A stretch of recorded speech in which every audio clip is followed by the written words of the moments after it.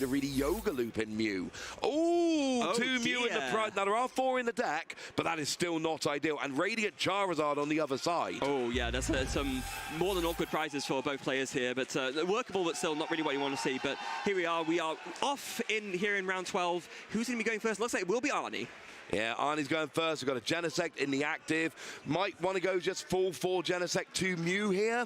Well, as soon as you find out that, in fact, it's not happening. And we've actually got a Feather Ball being played here. So I feel very confident this is going to be for a Mew, because it's got to be a Mew or a Mew V Max. They're the only valid targets for Feather Ball. Yeah, that's Feather Ball. It's funny because it's a very powerful search card, but it is pretty much like Mew is the only thing that's made use of it so far. There aren't that many Pokemon that have a retreat cost of 0, but you know, in the decks that you can make use of it, a very good card. No, it really is a very good card, and it's generally played as a 1-of. It's actually a 2-of in this deck, so I don't often see 2 there.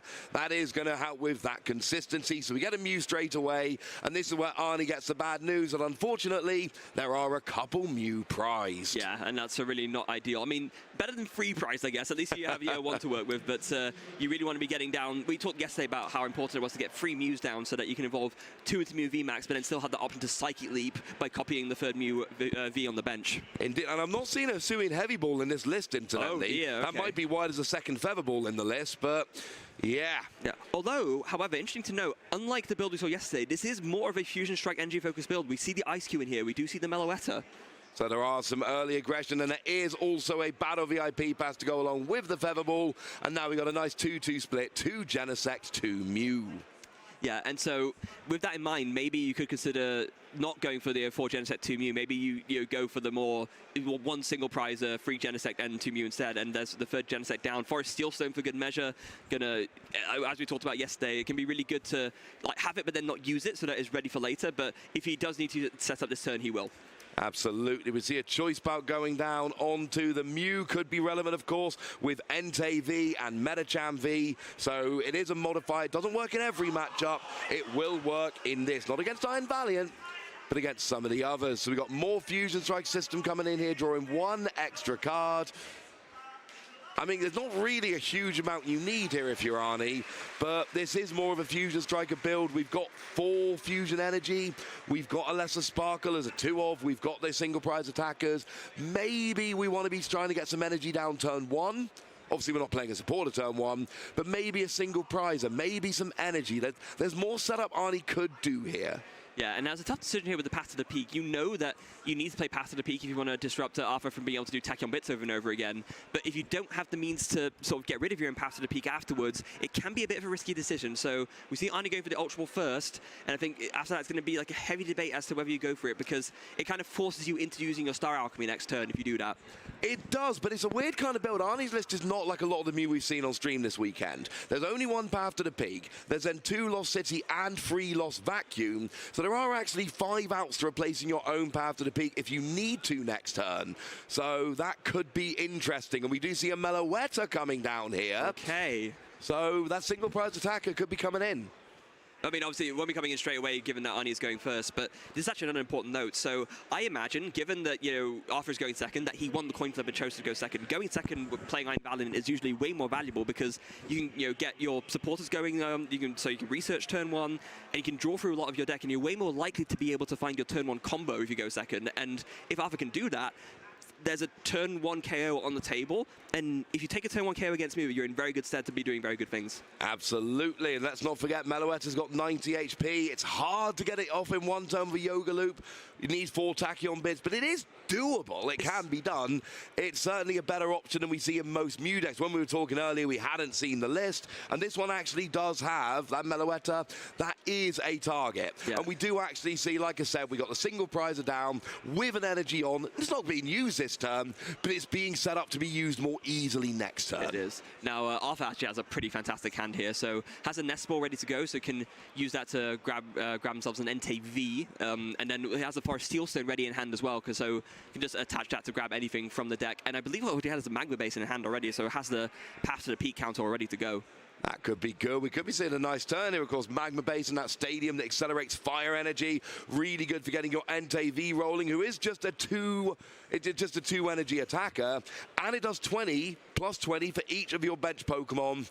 and each of your opponent's bench Pokemon. And Aarni, because of the whole Fusion Strike system thing, has a full bench. So, and Genesect is weak as well.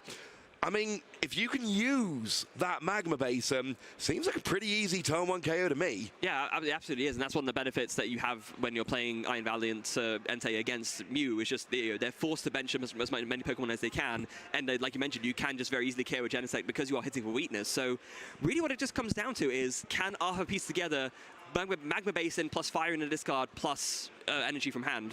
That's really all he needs. Like, he doesn't really need to focus as much on getting the Iron Valiants down, because it's not really going to be the focus here. Although, Escape Rope. Okay. So this is interesting. I kind of don't mind this, because if you're Aarni, they're all bad decisions. You don't want to give up one of your 2 Mew. You don't want to give up a Genesect, and you don't want to give up your single prize attacker that's already got an energy on. Yeah, no. And we saw the decision there. That all of those decisions were rubbish. Yeah. Especially if you put the Meloetta up as well, that opens up for Arthur to, we mentioned, is playing that, of course, single prize Moltres. So if you can get a Fire in the discard and just accelerate to the Moltres and Magma Base, and that's suddenly doing 90 damage, and that can KO the Meloetta with a single prizer. Yeah, for a single energy, it does 90 damage to anything that's already got damage counters on. No, it does 20 and then 70 more if it itself is damaged. Oh, my apologies. Yeah. And then, yeah, and then it does 90 and gets that KO on the Meloetta quite easily. The other thing is, if I'm Arthur, I want to try and drop a bit of damage on that Meloetta this turn. Even like 1 Tachyon Bits, because I know at some point Aarni's going to want to attack with it.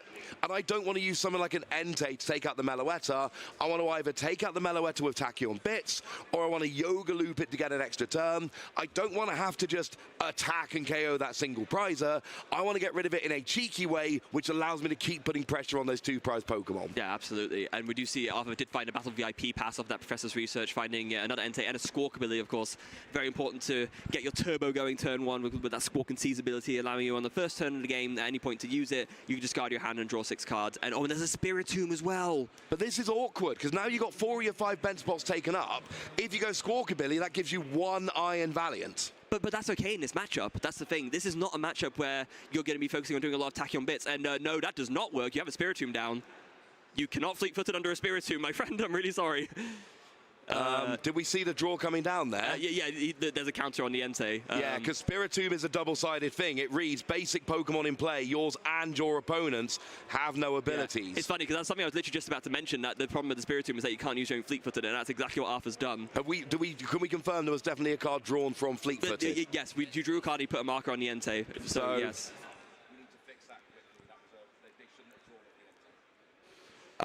Okay, so we have seen the Iron Valiant come into the active here and can drop some damage counters. Of course, it's not a Pokemon V, so it can drop damage counters. It's not turned off by Spiritomb. Yeah, I think there's a debate there, but yeah, no, you can't fleet-footed when there's a Spiritomb in play. Yeah. So, okay, so it does seem like there is a bit of a discussion going on here. And Freya, I'm trusting you on this one, but you're telling me that the Entei was used to draw a card after the Spiritomb, and of course, and that's the awkward thing, right? Because you play Spiritomb as a counter for Genesect. We've all done this, right? Yes. You don't bench Spiritomb thinking, I'm turning off Pokemon V. You bench Spiritomb being like, in your face, Genesect. That's what you're thinking. Sorry.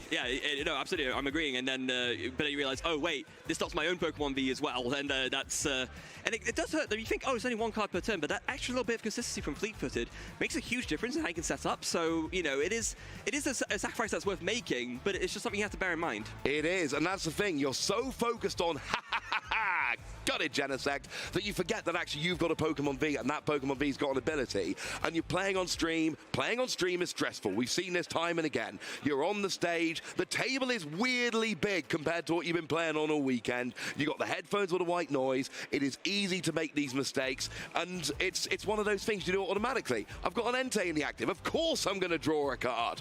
How many games have you actually played Spiritomb this weekend? Yeah, well, maybe that's the other question, right? Because, of course, it's not something you use in every single single matchup. It is a very useful card, but you know, you're not going to be facing me all day. You're not going to be facing Snorlax all day. So maybe a lot of times you just don't even think about it, but now you think, oh great, and now I get to use my tech, but then you forget about how it impacts you as well, and then you end up in a situation like this. Yeah, it's unfortunate, but look, I mean, if you've played enough games of Pokemon, you've done silly things. I had a game, I think it was actually a game against you many years ago, get the sepia filter on, where we got like halfway through the turn, and I was like, did I draw a card for turn? And we're like round 4 or 5 of a regional, and I'm like, I legitimately can't remember if I drew for turn. Because it was a regional and I was doing well. This was many years ago in Manchester. Oh, Manchester. And there was an actual discussion between us. Did I draw a card for turn? Legitimately couldn't remember. You couldn't remember if I drew a card for turn. We have all had these little moments in Pokemon tournaments. It happens. I legit forgot about that one. I mean, we've played a few times, I think, in the past. But we played a bunch, yeah. We both used to go to many tournaments all around the UK. Yeah. But going back to the matchup then, let's say the Iron Valiant isn't doing much. I still want to see a few Tachyon bits onto the Meloetta. Yeah, that would be a nice setup. And like we were talking about earlier, so you don't need a lot of Tachyon bits when you're playing against Mew, but you still want a couple because, yeah, especially if it is this build, right? You can just put a couple on the Meloetta, put on a couple more. Suddenly, maybe you can actually do that Yoga Loop that we just mentioned is quite hard to do in this matchup. But we did see one Tachyon bits, and it didn't go onto the Meloetta. It went onto one of the Mew. The theory, of course, here being Entei is a very good attacker, but it really kind of tops out at 220. Yes. 2 full benches, 220. So against a Mew, brilliant. Against a Genesect, humming with weakness as well, hilarious.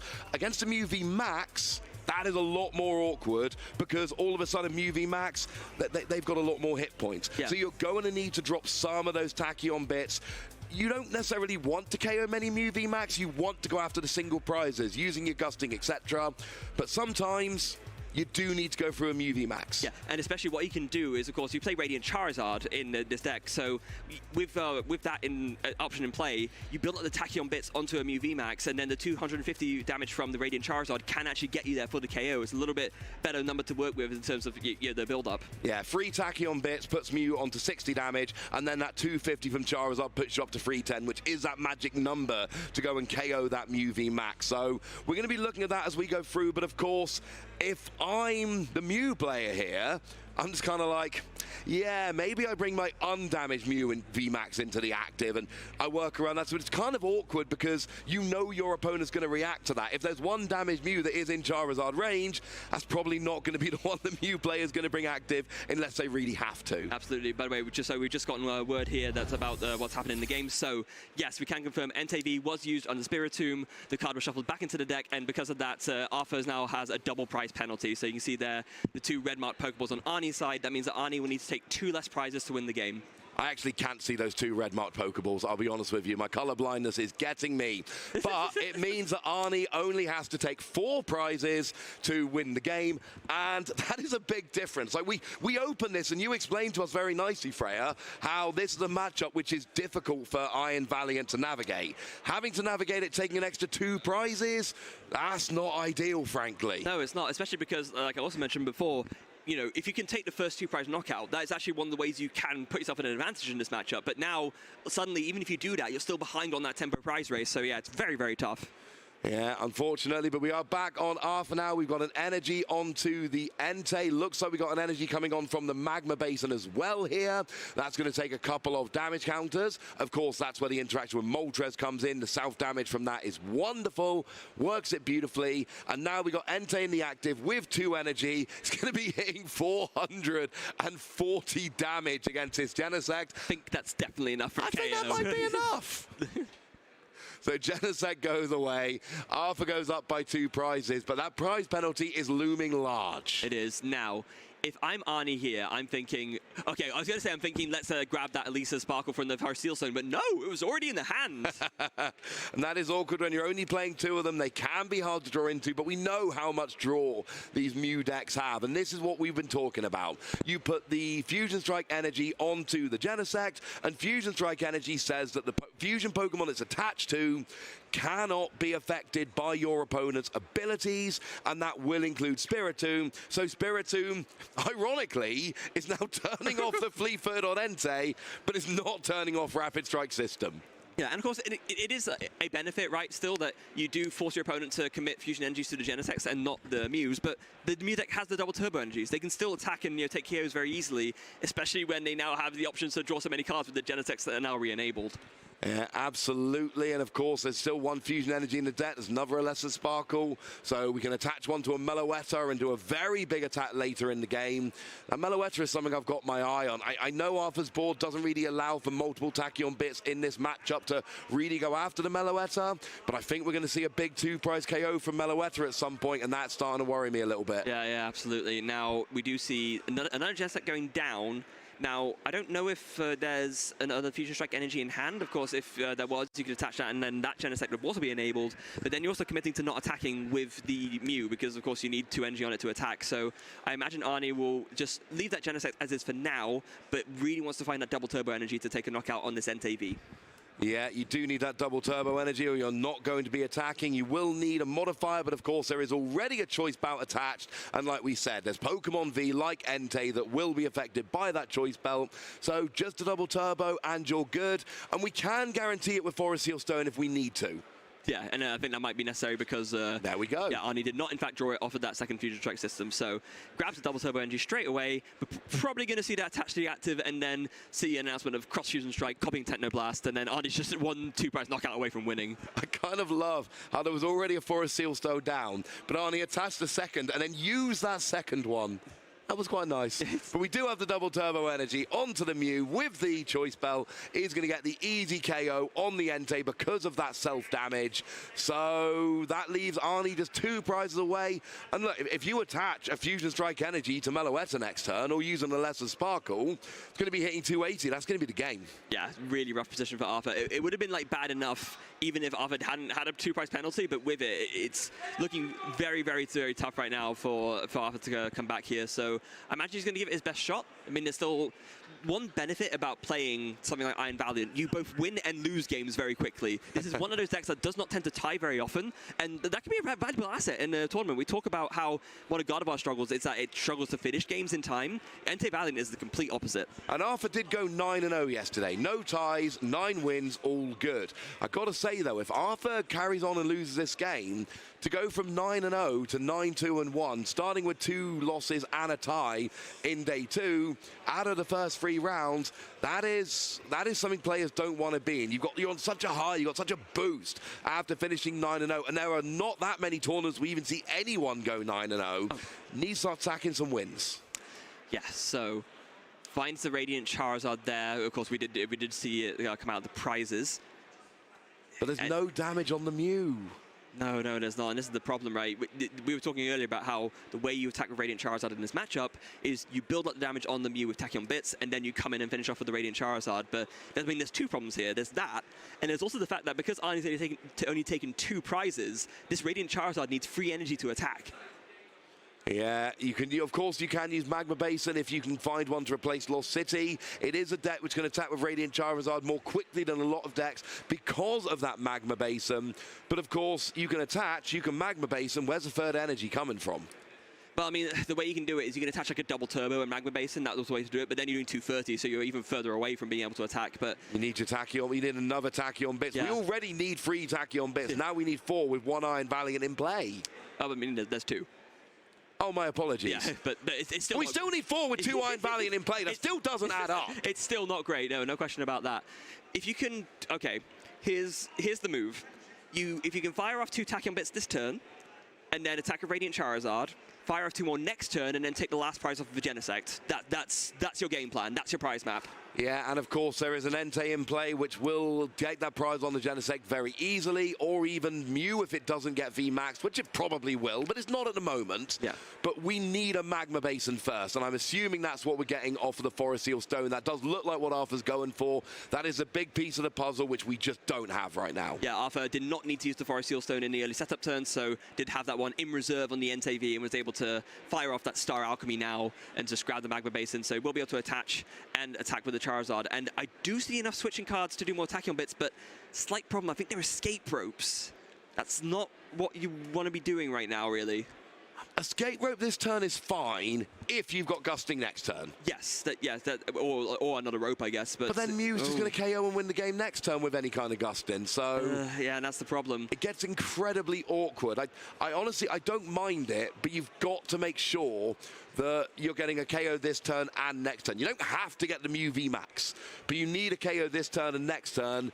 And honestly, Aarni needs, well, if the Mew is still there, gusting. If the Mew isn't still there, fusion energy and gusting. Yeah, I'm trying to get a good look at Aarni's hand right now to see like what he can like play out, because there's still only 2 Genesects are active right now, so I don't think I see the pieces for the win right now in Aarni's hand.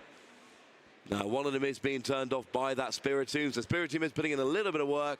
Here comes a Charizard, and I believe there was only 1 Tachyon Bits that we saw come down onto the Mew here. That's not ideal, really. Wait, why is that 2 on? Oh, there's 2 on the Mew. Yeah, from the early, for the only other Tachyon Bits we've seen this game. Yeah. So this puts Mew up to 250 with the 230, 250 minus 20 for the double turbo, plus the Tachyon Bits. Should be 250, and it is. That's 3 Tachyon Bits away from being KO'd. Yeah, that's. I mean, I guess you can pull it off if your Radiant Charizard gets KO'd, and then you can venture the 3rd Iron Valiant, but that's what you're looking for. Yeah, but it's really not where you want it to be. So it looks like it's going to be. Oh wait, is right, yeah, now it's 250. Yeah, they just put the wrong amount of damage on. Oh no, it's on 270 at the moment. It should be 250. Yeah. 250 was correct. It's 230, and then you've got the minus from the double turbo, the plus from the Tachyon Bits. They cancel each other out. Yeah. It is exactly 250. That is correct. It is. So Aarni doesn't have the win yet. He's not slamming anything down, so it's going to be a matter of playing cards out of the hand and then trying to find some kind of gusting card to bring up a 2-prizer to win. So can Aarni do it? I guess he also, to be fair, he also needs a switching out, because you used the Cross Fusion Strike last turn with copying Technoblast, so you need to kind of reset that as well.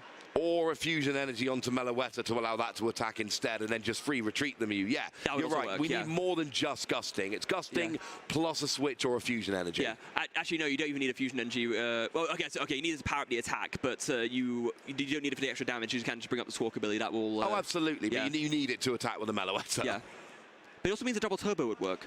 You just attach that to the Meloetta. It's Psychic Colors for the attack cost. Yeah, and then it would do 190, so that would work. That would get the Squawkabilly quite nicely. So some Lost Vacuums being played to thin out the hand, it looks like. Getting rid of a Judge and then a Roxanne. Yes? Yeah. And it's interesting because we see there's a Battle VIP pass in hand, and you might think, oh, why isn't Aarni getting rid of that? Of course, very importantly, it's because you want a item discard fodder in case you draw a Cramomatic, so you have another out for yourself. There is the switching out, so we've got that quite nicely. Yeah, obviously Arthur's going to bring up the Spiritomb here. It's the only thing you can bring up if you want to not lose. Yeah, and of course you've now got a Mew in the active with free retreat, so that's nice and easy. And now we start drawing with the... well, with one of your 2 Genesect. You get 5 first of all, because you've got 6 Fusion Strike Pokemon in play. We have got an energy if you want to attach with the Meloetta. We don't have a boss's orders. But there's that Cramomatic. We just talked about there it. is. So a heads here will win the game for Aarni. It's a heads! That will do it. You go and get the boss's orders, and then you can just go and attack with the Meloetta into the... I'm assuming Squawkabilly. Yes, it's got to be Squawkabilly there. That's how you win the game. And then you can attack with Mew, or you can attack with Meloetta. Doesn't really matter. It's going to be the Mew here, because that's all ready to go. Mew KO Squawkabilly, and with that 2 prize card penalty, that gives Aarni all the prizes needed to wrap up game 1. Yeah, phenomenal stuff. And again, another fearsome display of the power of Mew VMAX. A little bit unfortunate there for Arthur, of course. I really think that were it not for that prize penalty, he would have had a pretty decent shot at that game, because he was able to get that first turn knockout, but with the prize penalty, there was just no way. No, it was never going to work, not with your opponent only having to take 4 prizes. When you start with something that is a rough matchup to begin with, and then your opponent has to take 2 fewer prizes to actually go and win, that is, it's too much of an uphill battle. And, you know, Arthur played that game very, very nicely. We saw the maneuvering. We didn't see enough Tachyon Bits for some plays, but like you said, there were other Pokemon we needed on the bench instead, and it was just... maybe with another turn, Arthur could have maneuvered into a winning position. Didn't have that extra turn. No, just didn't have that extra turn. So Arthur's probably going to be going second again here. The game plan is the same. You just want to set up your Iron Valiant and your Entes. You want to get that turn 1 knockout. So it's going to be up to Aarni going first to see if maybe he can put down that pass at the peak. Maybe this time Arthur doesn't have the counter, and that way, you know, you can't set up and can't get that turn 1 KO. But that's going to be what Arthur needs to aim for. Or even just, you know, leave something like a Meloetta or an Ice Cube in the active, and then don't play any other single prize Pokemon all game. Because if you've only got one single prizer on the board, KOing it does nothing. Yes. Well, okay. I guess that's not strictly speaking true, because you can go 1 prize, KO a Mew, KO a Genesect. That's still a prize map that works. I suppose you can, but as we saw in the previous game, KOing that Mew V Max, it proved difficult. It's a tall order for sure. You really need to have 2 or 3 Iron Valiant really going in that matchup to go after your Mew V Max. If that's going to be your prize map, you need to be using 2 or 3 Tachyon bits per turn. And we saw 1 each on 2 separate turns. Yeah. It was not a big Tachyon bit, sorry. No, it's all good. It's to add to your point, it's the one instance where the Iron Valiants actually matter, because otherwise, let's face it, you don't really need Iron Valiants that much. You have a Fire-type attacker that can KO Genesect in 1 hit, that can KO a Mew V in 1 hit, but when you get to the Mew V Max, that's when the Iron Valiant really matters, and the Tachyon bits really need to add up. But it's something interesting we saw in the previous game. No, nothing huge in the prizes there. Nothing that's going to make anyone too terrified. Well, I mean, to be fair, Ice Cube actually could be a pretty decent attacker in this matchup. You could block slide it on the actives to KO NTV by hitting for weakness. You can, but it was not something Aarni even looked for in the previous game. No. So I don't think it's necessarily part of his game plan. But it's something which is awkward for Arthur here. Because, yeah, there's a Spiritomb V in the active, which is turning off Spiritomb, and you cannot, unless a Sparkle, Fusion Energy, turn 1, so those Genesect will not be going turn 1. That is just about as good a starter as Arthur could have asked for. Absolutely phenomenal stuff here, and now Arnie's going to be feeling really, really bad about himself right now. But it does mean you can put down the path to the peak and be like, look, if I can't have my abilities, you can't have yours. Yeah, we did, of course, just mention it as well, right? We said, you know, if Aarni can find the path to the peak early, maybe Arthur doesn't have a counter. That could be a way of stopping that turn 1 KO, but it's a little bit harder to kind of make that meaningful when you can't set up yourself because you can't draw any cards. Is Aarni going to bench another basic here? Because if not, we could be going to Donktown. It's a tough one, right? I think you kind of have to in the end, because you still want to get a Genesect down. Oh, you've got a Genesect in hand. You have to. Yeah. But he's really umming and ahhing about this. I mean, the good news is, if you don't have a bench, then you're not actually losing the Mew, because the Entei's nowhere near. The Entei does like 120. Yeah, so he's going to decide to bench it, but maybe he's thinking, look, if you have it, you have it, and I'd rather just like concede that and go on to the 3rd game quickly. But in the end decides, you know what, no, I do want to bench this. Now, of course, that Fusion Strike Energy is there in hand, and the problem being, you've just played down a path to the peak, so therefore it means that, you know, you can't draw even with that Fusion Strike Energy on the Genesect V.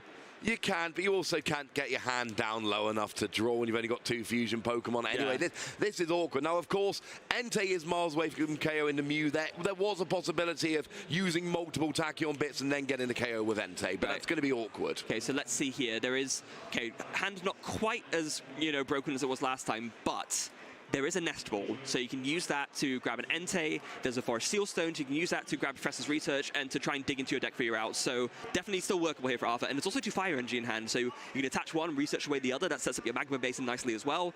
It's very workable for Arthur right now. It is. Now let's assume Arthur gets a full bench. That's going to leave 6 bench Pokemon in total, which means that you're going to be doing 140 with Entei V. That means that you need 2 Tachyon bits to go and KO the Mew. Would have been 3 without the bench Genesect. However, you can't actually do that because the Fusion Strike Energy is on the Mew, and as we just mentioned, that prevents the effects of abilities. Exactly, that was going to be where I finished off there. Even if you got those 2 Tachyon bits, which is very difficult in the first place, Mew says no abilities. I'm not turned off by, you know, the Genesect isn't turned off by Spiritomb. The Mew doesn't get the damage from Tachyon bits. So it was a very long way round of saying there will be no turn 1 KO. No, there won't. So I guess unless there's an escape rope. Yeah, escape rope is going to be the key find here. So now you have to go for this Star Alchemy now. There's really, you can't really do, if you don't Star Alchemy now, your turn's basically over. So here we go, Star Alchemy, going to find that Professor's Research and really hope to find a Magma Basin at the very least. Maybe some Battle VIP passes just to really try and get going. A Magma Base and Escape Rope would be great here, because that would give you the pivot into getting Entei in the active, while also forcing the Genesect in the active as the only bench Pokemon. I think you would need a couple more bench Pokemon. You'd only actually currently be hitting for 160, so you would need one more bench Pokemon to pull it off. Yeah, so here we go. Professor's Research, a very crucial 7 cards here for Arthur. What does he find? 1, 2, 3, 4, 5, 6, 7. Keep us in suspense. Show us the hand, Arthur. He's making sure he doesn't draw any extra cards. There's the Escape Rope and the Magma Basin.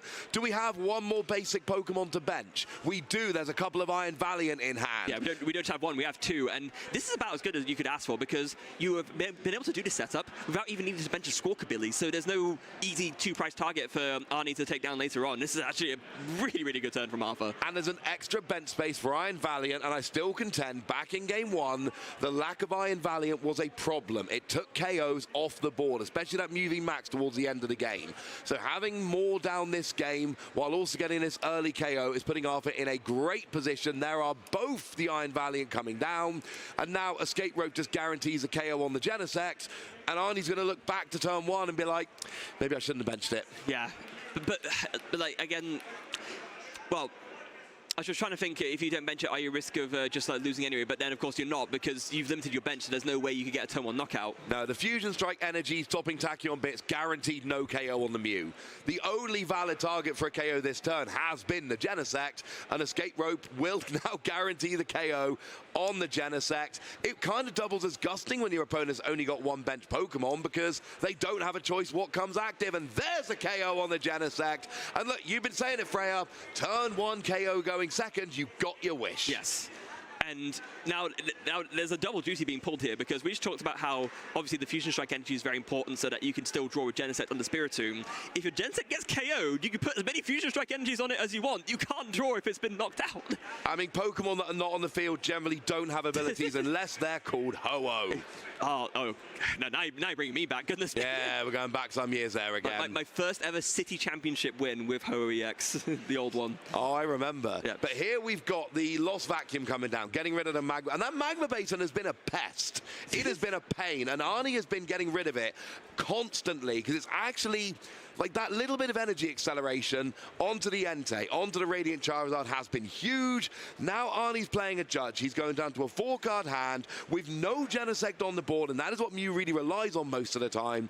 Aarni is in trouble here. Yeah, drawing 4 cards after a shuffle from a judge turn 2 with Mew is really not where you want to be. These had to be 4 very good cards, and okay, we do see a Genesect V and the Forest Sealstone, but Arthur's got an Escape Rope in hand. Oh dear, oh dear. So you really don't want to end that. And here's the thing, like Iron Valiant is a deck where you switch in and out. You know your opponent's playing 4 rope. That is not a secret. No.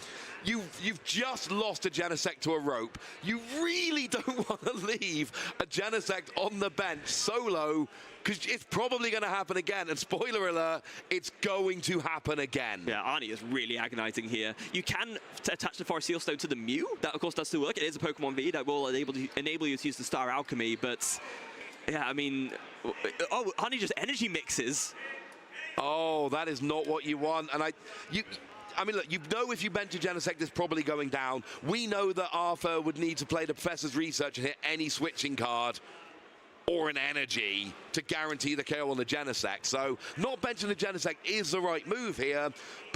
And look, that Mew is not getting Tachyon Bit. It is not getting KO'd this turn.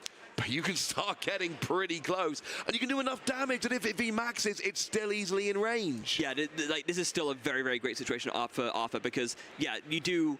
Say if you get another bench Pokemon down, which it looks like Arthur is going to do, you're then doing 120 to a Mew V. Even when it evolves to a VMAX, you're in range for a double full bench knockout with Burning Rondo. So it's actually the perfect amount of setup damage to do. And if I'm Arthur here, I'm like, look, there's no point trying to get my Tachyon Bits. There's literally nothing I can drop damage on.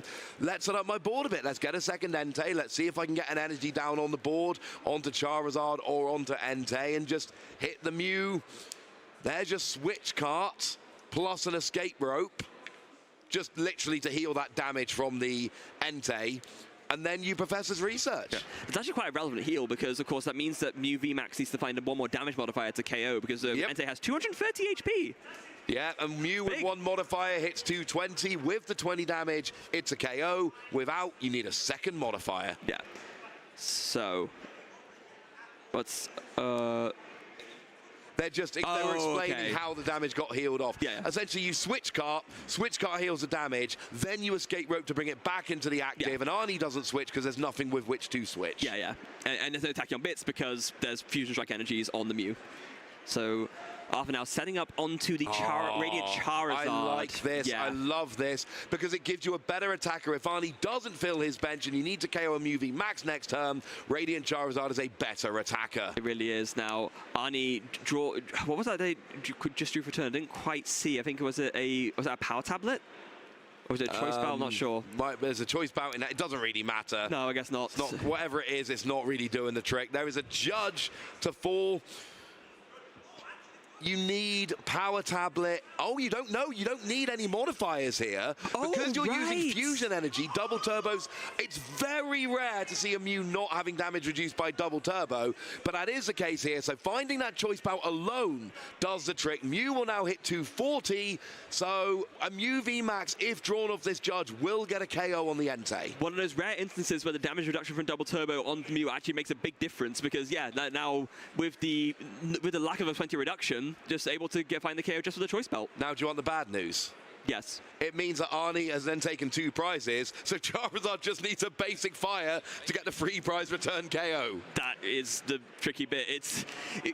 These cards that essentially like punish your opponent for winning, like Radiant Charizard, we have a few examples of that in the format, right? So it makes your opponent have to think so differently because you need to take prizes to win, but if you're doing that, then you're enabling your opponent's strategy as well. And weird, we see with Charizard EX as well as with Radiant Charizard. Now, we do see a Feather Ball here. That is going to get the Mew V Max. The problem is we are 1 basic energy away from a return KO. There's actually a Magma Basin in hand, although you would need to accelerate to the bench and find a switching out. I don't think finding a switching out should be too hard for a deck called with a deck like Iron Valiant. But you say that, but I'm looking at the hand and I'm not seeing one.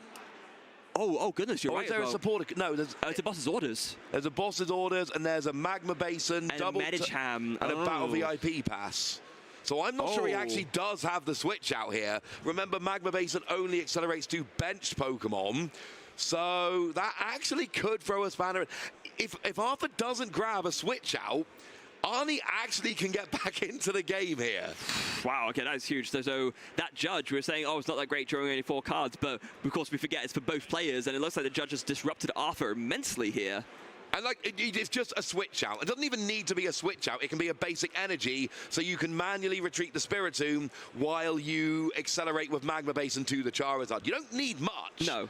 But it's not in hand right now. Arthur needs to put the Spiritomb active and hope the top deck gives him a way to get the Spiritomb out of the active, and then you've got the return KO on Mew. Yeah. And it has to be Spiritomb because everything else has a retreat cost of more than 1. Spiritomb only has a 1 retreat cost, so it increases your outs because, as you just mentioned, you can also just draw a basic energy to be able to pull off the play. Yeah, basic energy, switch cart. You don't really want an escape rope, but you would at least get some prizes. It would do. It's not the optimal play, but it would work. Yeah, so Ultra Ball discarding another Genesect and getting a Meloetta. Okay, this makes a lot of sense. It's a great attack to copy, right? It means that you can attack again and again without having to retreat as you would do if you were copying Technoblast. And right now it does the exact same amount of damage as Technoblast, 210, but it doesn't have that stipulation that you can't use it next turn. So exactly. Hits 240, KOs the Entei, and now Arthur should be putting the Spiritomb active.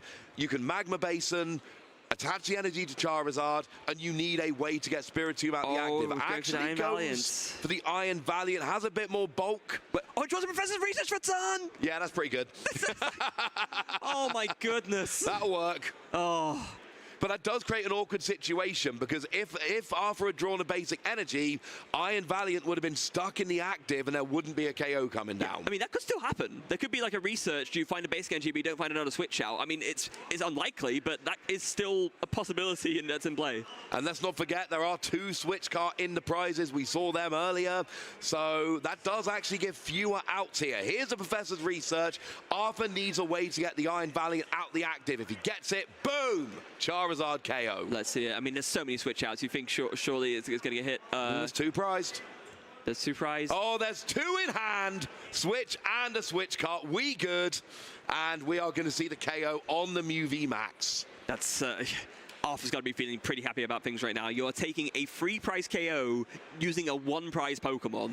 Yeah, that is the best trade possible in the Pokemon TCG without any weird mechanics. Switching a one prizer for a free prizer, that will do very nicely indeed. You're hitting 230 because of the double turbo. With the 120 on, that's enough. You're at 350, you're good. And I think quite clever here, benching the Moltres as an easy attacking option that if you put the damage on that with the Magma Basin, that does 90, you can then just KO the Meloetta easily. Oh yeah, that Moltres is an anti-Meloetta, dude. Yeah. That's where we're going. Yeah. Oh, actually draws free switching out from the prizes. So not going to struggle to switch out the active next turn unless another judge comes down. So I heard you like switching out. And actually, we've seen both the judges played, but there is a Roxanne in Aarni's deck.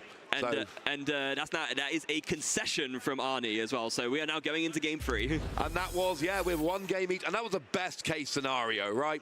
That was exactly what Arthur wants to do to win this game. That was perfect. It was, I'm going to take a turn 1 KO and I'm going to keep going, keep going, keep going, keep going, keep going. But we saw a bad start from Aarni, and we saw a turn 1 Spiritomb leading to no turn 1 Genesect. So, yes, Arthur had a very good start, but that was mirrored on the other side by Aarni's bad start. Yeah, it very much was. I'm going to be very curious to see how this game 3 goes, because I imagine now Aarni will choose to go second, and that means now maybe Aarni is the one who gets a chance for a turn 1 KO, because he is playing a build of Mew that can do that. You can get the Elisa Sparkle, you can get the Meloetta out, and you can get a turn 1 knockout. It was one of the decks I was most feared for doing that for a long time. Yeah, it's been a while. I feel like actual, like, proper job fusion Mew has been gone for a while. Like, we do a lot of these streams. We get Mew ends up on these streams a lot, right? It's always a DTE version of Mew. When we finally had a chance to check the deck list here as this game was starting, and I see Ice Cube and Meloetta and 2 Elisa Sparkle and 4 Fusion Strike, I'm like, hang on a second. It's been a while, right? We're not 6 months ago here. And actually, it's working. We haven't seen Meloetta come in, but in both games, we've seen Aarni search the Meloetta and start preparing for it to come in. Yeah, I mean, in that game, we did see... It did get copied by Mew, Yeah, yes. it did, because relevant for, like we mentioned, being able to attack multiple turns in a row without switching. Absolutely, but in terms of using it as a single prize attacker to skew the prize trade, not as much. It hasn't come in yet, but it's right there. Yeah. And it can KO those 2 prize Pokemon on Alpha side of the field. So here we go. Free Cramomatic, that's not nice. I mean, it could be worse, but that's just funny to see, to be honest. There's actually 3 Forest Seal Stone in Aarni's list, so 1 being prized, not a big deal. Oh, okay, yeah. I mean, it's quite common for, you know, the Mew list to play high counts of, you know, the Forest Seal Stone. Aarni chose to go first. Yeah, Aarni has chosen to go first, which is going to give Arth. And we saw it didn't go well last time. But I think part of Aarni's thinking here is he's not starting Spiritomb again. Yeah, you know your opponent only plays 1 Spiritomb, right? No one plays more than 1 Spiritomb in Iron Valiant. And yes, I'm sure one of you watching does. If you do, let us know in the Twitch chat who plays the most Spiritomb in their Iron Valiant list. But you feel pretty confident that what happened last game is not happening again. Just play 4. Just play 4 Spiritomb, they always start with it, right? But now we got 2 Genesect, we got 2 Mew, that Featherball going and grabbing a Mew. It's going to lead to a lot of draws early doors here. Yeah, it is, and that's very important for Aarni. However, if Arthur can find a Spiritomb early, like on this turn 1 and get a knockout, still in a very good spot. Like, even if, you know, Aarni has a better setup here, that's still going to be the way that he gets himself into this game. Yeah, that's what you're going to be looking for. We got 3 Genesect, we got 2 Mew. There's no Spiritomb down, so you can start drawing. But first, we're going to empty out the hand a little bit. We're eyeing up an Ultra Ball, and that is going to get 3 cards out of hand, which then lets you draw an extra 3 with your Genesect. Yeah, that's lovely, of course, play the prize pack Ultra Ball there. I love the foil on those cards so much. Sorry, just a brief aside, that the Galaxy foil just looks absolutely gorgeous. And the Amelakar artwork. They've not done many cards in the Pokemon TCG, but the ones they have are stunning. Big fan of Amelakar and their artwork. So what are we going to get? We're going to get a Mew. It's the classic free split, 3 Genesect, 3 Mew. So now every Fusion Strike system draws until you have 6 cards in your hand. That's quite interesting, because we were just talking about how the single prizing for the math hasn't come in yet, and it looks like that's going to be the case again. There is a chance that this is just a reaction to that, where you're basically just going, I did not draw last game, I want to draw as much as I possibly can this game. And we've talked before about having 3 Mew, opening up that Psychic Leap play to heal off your Mew, and that's the thing. If your Mew VMAX aren't getting 1-hit KO'd, and they rarely are, well, Psychic Leap becomes way better because you can use that to make sure your Mew VMAX just don't get KO'd. Aarni has opened up with his one-off path to the peak every single game. And it is literally, there's one path to the peak, 2 Lost City in the deck. But Arthur also already has a Magma Basin, so it ended up being not relevant again. But we got a turn 1 Battle VIP pass. We've got Magma Basin in hand. Arthur is going to get some stuff cooking here. But we are down to 10 minutes remaining. Oh, that's a good point. And most of the time, I would look at that and think, oh, probably going to finish in a tie. But both of these decks are the kinds of decks that could, in theory, pretty reasonably finish a game in that 10 minutes. But it's going to be on the players to play fast enough to do it. Yeah, if the players pick up their pace and play like they want to win, we could see it. And look, both these players are in pretty good position. They're both sitting on 28 points. They are, I think that's going into this round, 28 points. There was 1 player on 29 and then 4 players on 28. So they are in very good position. But you don't want to be dropping more points. And again, I got to mention, Arthur was 9-0 yesterday and started 1 draw, 1 loss in today's matches. Yeah, it's not a great place to be. Now, we did see Arthur briefly, sorry, it is a great place to be, sorry, misspoke, but not great in terms of the start today. Hoping, I mean, if Arthur wins this, it will be his first win of the day. That's my point. You need to start stacking those wins in day 2. Yeah, but to go back to the game, there's a very interesting decision there. Arthur was considering maybe going for the Moltres, but the thing that's important to remember about the Moltres is that there is, it doesn't hit for weakness. Like, nope. Even, so, you can't use that plus, like, attacking on bits to KO a Genesect easily. So, based on that, decided to go for the Iron Valiant and the Squawkabilly instead. This time you can use the Fleet-Footed. There is no Spiritomb in play, so that is all gravy. But it looks like I found a Chorus Experiment. Now, I think this could be a really good call here, because with Chorus Experiment, you can dig more into the deck, and then after that, you can Squawkabilly get the Fire in the discard, and then you got your Magma Basin set up. It will be quite nice. Looks like we are getting some Tachyon bits rolling here with the switch car. It's going to be going, I mean, you've got to imagine, onto the Mew because of the mass we mentioned earlier. Softening it up. Nope, going onto the Genesect in the active, which, that's interesting because that kind of says I don't think I'm getting a KO with Entei this turn. Yeah, a little bit. I mean, surely you got to have the confidence, right? I mean, this... You need to go for this turn 2 KO. Like, this is how you actually, have a chance in this matchup. And, oh, interestingly enough, no, not going to play the Chorus Experiment, just going to go ahead with the Squawk and See straight away. Maybe hoping for a Professor's research to dig even further off of this. Might not work, but it could. Yeah, but it's again, it's like a safe play versus a gamble, right? It's, do you want to guarantee the extra supporter dig, or do you want to be content with saying, you know what, if I miss it, I miss it, it's fine. Did not get a supporter. Does have an Ancient Half to go and get an energy and a switch, so can attack with Entei this turn. Earthen Vessel. Oh, what did I say? Ancient Half. Oh, that's miles away. Got the Earthen Vessel to go and get the energy. I wasn't even close. No. Okay, but there is a Forest Seal Stone, so you can use that to grab yourself another Professor's Research. So yes, absolutely. All but you've already got what you need for the Entei. You've already got the Magma Basin. You've got your Earthen Vessel to go and get your energy here. So that means you are guaranteed the attack with Entei, because you've got a switching card as well. And that means that and the Entei is going to be doing at this stage, what, 360 damage. Yeah. You don't need that Tachyon bits damage on the Genesect. Again, it does make me question, what the 20 damage on the Genesect, the sort of reasoning behind that. I'm sure there was some kind of reasoning behind it, but something I'd, I guess, maybe to ask about afterwards if we get a chance to interview Arthur. Well, either way, it looks like Entei is going to be getting a big KO this turn. We've got some energy from that Earthen Vessel. 1 goes on to the Entei. Is there already 1 in the discard pile? Yeah, it was Squawk and Seized away. That's what I thought. Yeah. So that Magma Basin, you can search for a supporter and get it in the discard. You don't even need to, quite frankly. Yeah. Now, one thing that is worrying me a little bit, we were just talking about how, Arthur needs to be to play fast here in order to take this win, but it's...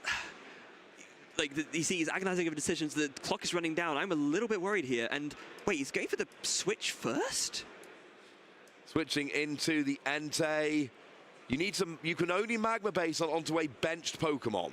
So now that Entei is not a valid Magma Basin target. I mean, I think there is another switching card in hand, so maybe Arthur's thinking, you know what, I want to Fleet-Footed before I go for this Star Alchemy, because then maybe if I get a supporter, I can Star Alchemy for something else. That's kind of what I'm thinking here. So yeah, Fleet-Footed. What does Arthur see? It's another Entei. There's another Entei. It's an Entei party, and all you lovely ladies and gentlemen at home are invited. Yes. So we do have another switch there. So we are going to switch into the Iron Valiant here to get another Tachyon Bits. Well, no, it's already been used. Oh, yes, good point. It's already got the counter on. Yeah. Of course, it's not one of those that resets when it goes to the bench. There is your V-Star power. That is, of course, your Forest Seal Stone. Search for any card you want. Whatever you want, go get it. Yeah. And I guess Arthur went for this because he knew he had enough switching outs to make it work. So you're potentially sacrificing the guaranteed attack with the Entei because now you need to draw another switching out after the Professor's research. But Arthur thought the gamble with the Fleet-Footed was worth it enough to go for it. So, yeah. Drawing extra cards is mostly, unless you're going to deck out, drawing extra cards is almost always good. Yeah. So getting that fleet-footed, certainly that's something we could see being relevant here. But again, the worry is the time, right? Arthur really needs to be speeding up here. The clock is ticking down. We were saying about how these decks both win and lose fast, but there's only 5 minutes left. I mean, it can happen, but Arthur really just got to start picking up the pace here. I mean, if you end your turn and you just get your 2 turns of time, you can still win. Oh, I guess that's true, yeah. 2 prizes this turn. I got 2 turns of time, take 2 on each, but it takes away that, it takes away the extra time. It takes away your margins there. It means you're forced into getting a KO on each of your last 2 turns rather than being able to take a turn to set up a KO. This is very interesting. Arthur got a Nest Ball and it actually decided to go for the Moltres. Okay, so I guess Arthur's thinking here that actually attacking with the Moltres here is the best option. Is he maybe thinking that next turn he wants to try and go for like a Yoga Loop? This could be setting up a Yoga Loop play. This absolutely could be, because now you're getting damage onto the Genesect. Remember, it doesn't hit for weakness. This won't be a KO. This won't be a KO. Oh, I think that's the problem here. I think Arthur was setting up a play to KO the Moltres using the weakness, but it doesn't hit for weakness. That's why we saw the Tachyon Bits. If it did hit for weakness, those 2 damage from the Tachyon Bits would have been the difference, and I think that is just Arthur forgetting about Moltres not hitting for weakness, because you look at that entire turn. The Tachyon Bits on the Genesect, getting the Moltres, not Magma Basoning onto the Entei, all of that was setting up for a Moltres attack. But it doesn't work because it doesn't hit for weakness. That's a very unfortunate oversight there from Arthur. And again, we were just talking about, you know, nerves, right? Arthur is in this position where he's on stream, having had this insane record day 1. You feel the pressure, you know, and it's very easy to just you make a simple mistake like that in a situation like this. So yeah, but you got to feel for him in this situation. Yeah, it's unfortunate, but like we said earlier, these things happen. It's stressful playing on stream, but that has given Aarni a big boost. Now, all of a sudden, Aarni has not seen that turn 2 KO, or turn 1 KO that he was terrified of. He can go and get the first attack here. You would love to see a boss's orders. Or an escape rope. Escape rope would work here. There's no single prizer on the bench. Yes, absolutely. And if Aarni can do it quick enough, Aarni is going to be in that position that we just mentioned that Arthur would like to be in, where you take a 2-prize knockout and then you have enough turns in time to take 2 more 2-prize knockouts to win the game. Aarni actually has boss's orders in hand. It's already there. It's already in hand. There's no Forest Seal Stone yet, but there's a Feather Ball. You don't really want a boss's orders here, because if you can escape rope here, that gives you 2 prizes, and you're only playing 2 boss in the deck. You want to save them for your next 2 turns. Yeah, is Aarni playing Power Pad? I believe, yeah, there is one. Okay, so you could use that to get back boss. You could, but then you've got to get the power pad and then draw back into the boss. You're right that it's an option, but you really want to escape rope this turn if you can to take the pressure off of that. Yeah, this is the best turn to escape rope. Absolutely. So if you can, then you definitely should. But you don't need to, because you've got boss. Yes. So Fusion Strike System, not finding it yet. Nor are you finding one of those free Forest Seal Stone. And actually passing, did they not have a switch out? No, I guess not. Oh dear. So very unfortunate draw from Aarni, and all of a sudden now Arthur's in a very good position. You can just announce a KO, and now you're in the position again where you can take 2 prizes in 4 prizes in 2 turns. I just kind of assume, like, Mew always has a switching out. Yeah, well, you never get stuck in the active. Well, I suppose we can not say that anymore, but that was very surprising to me. I just did not assume that was going to happen. Wow. And now Moltres kind of is hitting for weakness, because you get to attack twice without being disrupted in the middle. So now Moltres will get the KO on the Genesect. And as long as Arthur finishes this turn in the next 1 minute and 25 seconds, Arthur will have 2 turns to take 2 2-prize KOs and win this match. Yeah, and that's exactly what he needs to do. But again, it needs to be quicker. But you see that timer counting down. There's only 1 minute and 15 seconds left. You need to announce this attack quickly. You need to give yourself the turns to take the last 4 prizes. If Arthur's turn 0, he can't win this game. Okay, he's announced it. Yes? No? Maybe? Have you announced the attack? You thinking about it? Cannot be turn 0, Arthur. You will not win this game if you're turn 0. You will have one prize to take four prizes. Okay. There we go.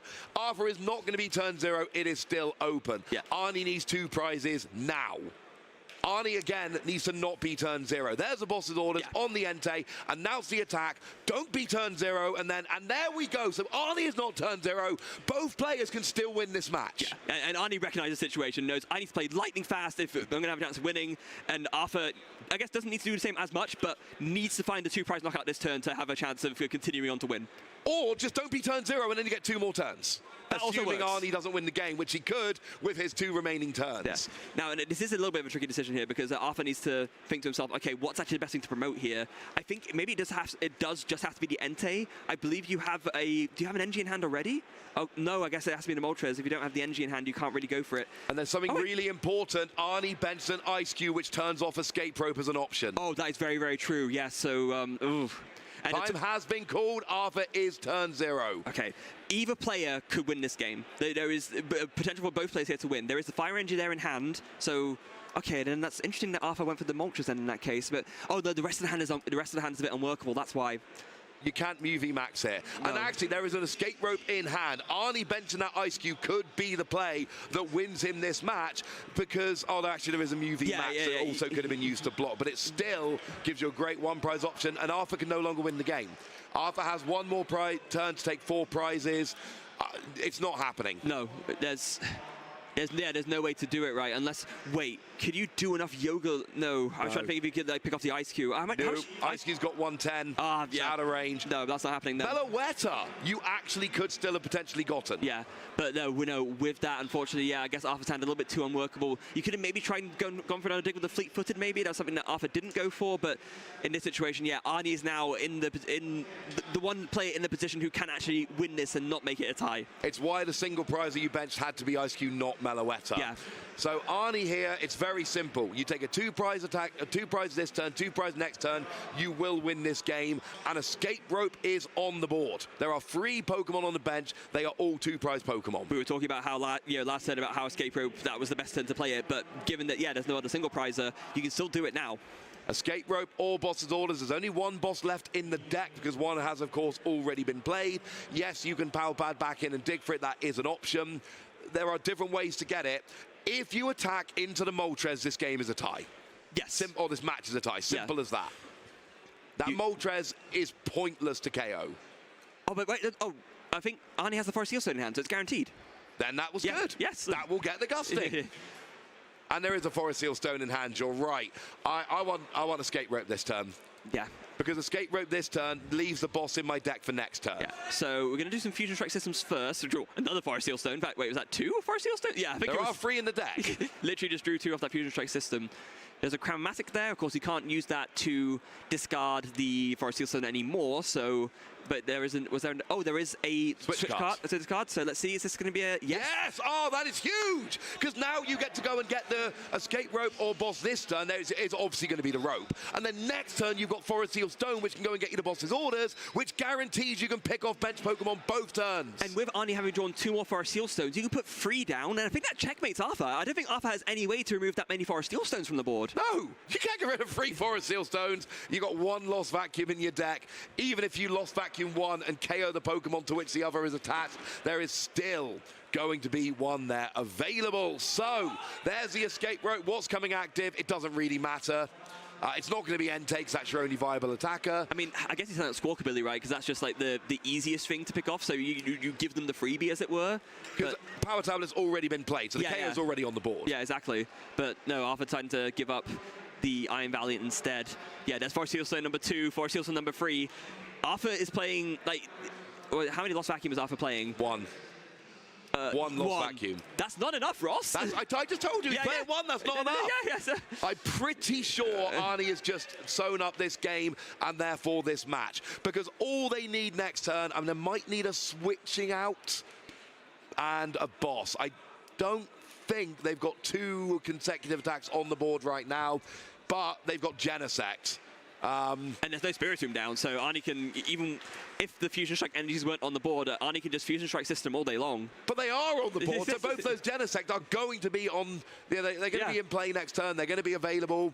So Aarni can attack with, and you need a double turbo energy, basically. Double turbo energy gusting, I'm pretty sure checkmates the game at this point. You can also just retreat into the other Mew, right?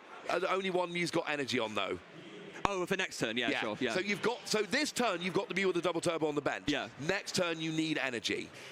So putting on the Ice Cube, okay, that could be interesting. Block Slider maybe coming in. Yeah, and I mean, look, it does work. It is 40 damage for each Fusion Strike energy attached to all of your Pokemon. Will hit for weakness on the actives that would KO an Entei. Yeah, that would also be a reason to give up the Squawkabilly now, right? Because it means that, if you get 4 Fusion Strike energies down, you can actually block Slider for 160 and KO the Squawkabilly on the bench. You can. So what we need next turn is Boss's Orders and either DTE for Mew or Fusion Energy for Ice Cube. Yeah, so Cross Fusion Strike, copying, it must be Technoblast, I guess, takes the KO. Arthur cannot win this game, as we already mentioned. There is no way for him to take 4 prizes this turn. Nope. So what does he do? Well, there's a lost vacuum. You KO Mew, just because that's got energy on. So then it forces Aarni to have an energy to win the game next turn, which he does have in hand, incidentally. I just saw the double turbo in hand.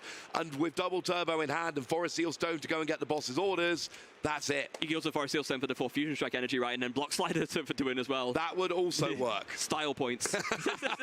I mean, look, I love Ice Cube, so that would be fun for me, doing 160 to the bench Squawkabilly. The point is, Arnie's got game in hand right now. Yeah. Aarni is guaranteed to win next turn with his hand. If Arthur can KO the Mew while playing an Iono, maybe? But again, you just Forest Seal Stone. But you need more than one thing. Well, no, you don't, because you just Block Slider with the Ice Cube. But you need another energy to Block Slider with the Ice Cube. Which you get with the Forest Seal Stone. But then you... Oh, yes, you have a good point. Yeah, I forgot you don't need to Gust to get the... No. Squawkabilly. Yeah, but putting that Squawkabilly active and letting it be KO'd earlier, I think, would have been the stronger play. Yeah, because it takes that potential option off the board. So, yeah, I mean, I think it's not relevant in this instance anyway, because there is no Iono in hand, but it could have come up. It could have come up. You're absolutely right. Either way, Aarni, like, look, we're looking for these tiny margins here. Aarni has got this game. Yeah. Let's be clear. We're talking about hypotheticals, and Arthur plays the Lost Vacuum. Aarni's like, which Forest Seal Stone do you want? It's never a good sign when you play a Lost Vacuum and your opponent's like, which of these 3 Forest Seal Stone are you aiming for? It doesn't matter. I've got 2 more. Oh, and look, you've got to give it up for Arthur here. He is clearly trying to do everything he can to stay in this game and frustrate his opponent. There is guarantee that the hand will not be disrupted, although as you explained beautifully, Freya, doesn't actually matter if the hand is. Oh no, that's not strictly No, there's no. Again, I'm looking for tiny margins now. It wasn't going to work. My point wasn't going to work. I'm pretty sure this game is checkmated. Yeah, I'm looking sure for as well. anything which could change things. And Arthur is clearly still playing this game out in the hope that it's going to end in a tie, not a loss. Again, Arthur cannot win this game. It is not possible. Right. He's just trying to stop Aarni winning on his last turn. Nest Ball for a Radiant Charizard. An Energy or a Magma Basin would mean this could attack. He's got an Energy in hand. Yeah. Got a Magma Basin in hand. I guess at this point, Arthur's just thinking, is there any way that maybe Arthur just misses the out? Maybe Aarni accidentally announces an attack and takes 1 prize and it's a tie? Well, no, like, Aarni could have the last Fusion Strike Energy prize and not get Boss's Orders. Like, from Arthur's point of view, we know it's sewn up. Yeah. Arthur doesn't. Arthur's thinking, if you miss Boss and your last Fusion Strike energy is prized, maybe I can still win next turn with Entei. Yeah, but you there can. It is. There's the Boss's Orders, and Aarni wins 2 games to 1, as we knew has been inevitable for a couple of turns. Very, very well played by Aarni there. And what I loved about that last